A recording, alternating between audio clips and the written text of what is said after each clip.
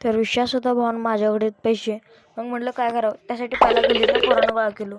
मग म्हटलं दुकानदारासोबत प्रँक करूया. तर दुकानदाराचं रिॲक्शन शेवटचं होतं भावानं. तर व्हिडिओ नक्की शेवटपर्यंत बघा आणि माझ्या चॅनलला लाईक आणि सबस्क्राईब नक्कीच करा.